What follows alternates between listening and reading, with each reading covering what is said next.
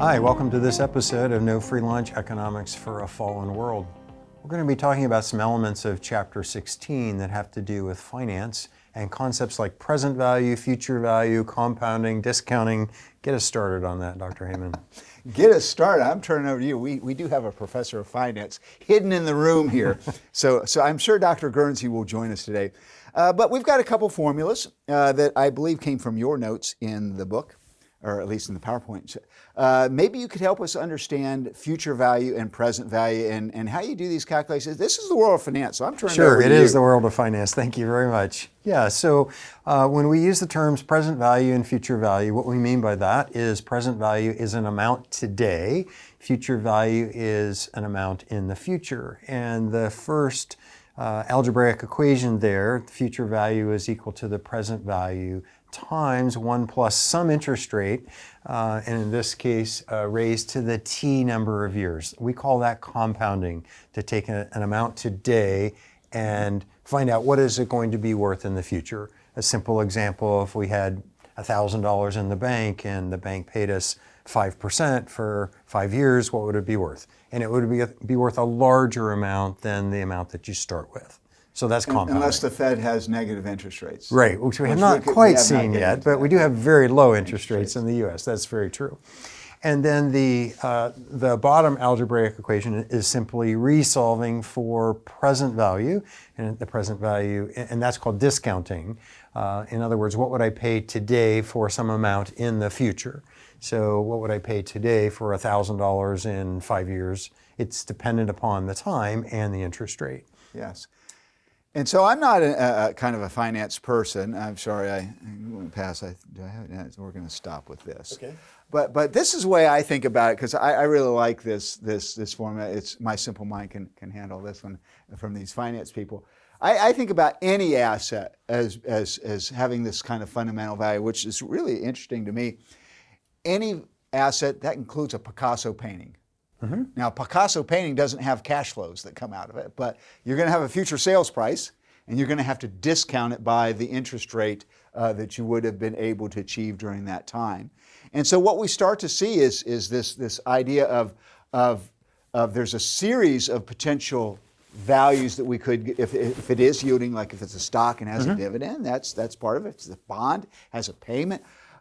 If it's some sort of corporate investment, which is going to lead to additional profits for a certain amount of years before the equipment dies, any asset can kind of hit to this fundamental value theorem that are calculations that you finance people give us. Mm-hmm. And so it starts to help us understand what's important when we think about changing prices of capital assets.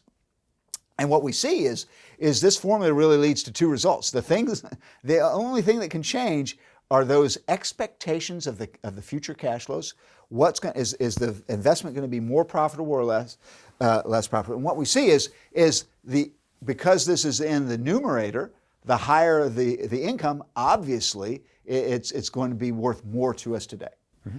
Now, what this also tells us, though, is interest rate is on the denominator, and that as the interest rate tends to increase, that's going to make this number on the denominator bigger, which is going to make this number smaller. And so we see a second trend, which is very important for us economically, and reason why we had this well after we had our money chapter. As we have lower interest rates, that allows the Fed to increase the value of all assets or to decrease the value of all assets. That's why there is so much focus on Wall Street today about what's the Fed going to do. And when the Fed says we're not going to raise interest rates for X number of years after the coronavirus thing, that markets tend to like that, because that means that the denominator of our present value formula will stay smaller than it otherwise would be. So that's some things we start to think about. Yeah, let me summarize that first equation. Well, they both really say the same thing. Mm-hmm. But one of the tenets of finance is the value of an asset is equal to the present value of future expected cash flows. Just what you said. The present value is, of course, impacted by the interest rate, and the cash flows, depending on what they are, that's going to influence the value as well. And you're absolutely right that it can be an individual asset, a stock, a bond. It can be a plant. Can be a classic muscle car. It could be, might be worth more to some people than other people. It can be a division of a company, or it can be an entire company. How do we value companies? Sure. It's based on these types of principles.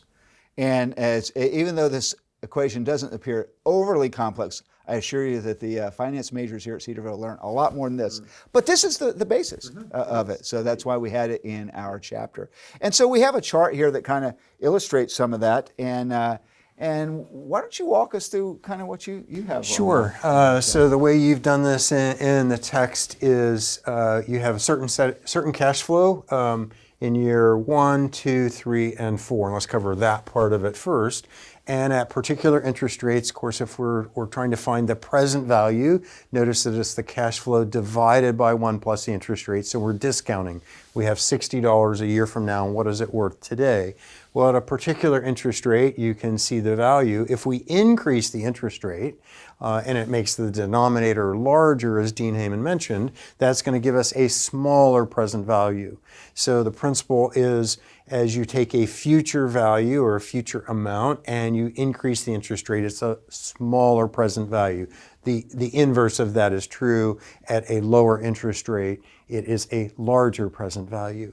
The other thing to point out in this chart is as we extend out further in time, in other words, instead of 60 a year from now, now we have 64 years from now, the present value of that payment in 4 years is smaller than what it is today. Yeah. So you increase that future, you put the future value further out, smaller present value, increase the interest rate, smaller present value as well. And let me turn this back to economics a little bit, because this is all back to our old friend opportunity cost, right? And the reason these values in the future are less than they are in the present is you have the opportunity cost. You could be taking that money and investing it in some other asset, and you could be making that interest payment in the future. Likewise, the fact that the value, the present value falls as the interest rate goes up is precisely because of that opportunity cost. If you were unfortunate enough to buy a bond at, say, 5% interest, which today you'd say, that's very fortunate because we have very low interest rates. But let's say you buy it at 5%, and then the next year, interest rates rise to 10%.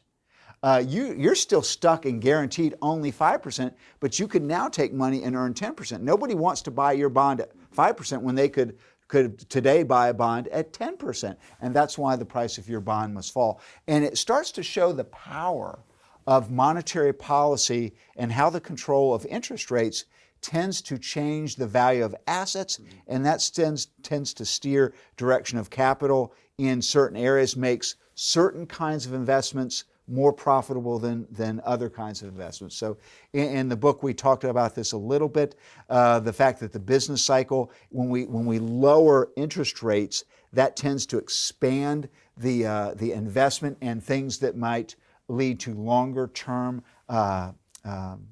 cash flows that would be more valuable. And so you tend to start to get imbalances in the economy. So these are all some of the problems that are associated when you try to manage the price. Remember, we had in chapter 5 of our textbook the idea of price controls, and that inevitably doesn't work out in that way. But we can think of management of interest rates as yet another price control, and we can start to see how that could affect the values of assets even in simple calculations like this. Great. Yeah. Well, thanks for joining us for this introduction and conversation about compounding, discounting, present value, future value. We'll see you next time.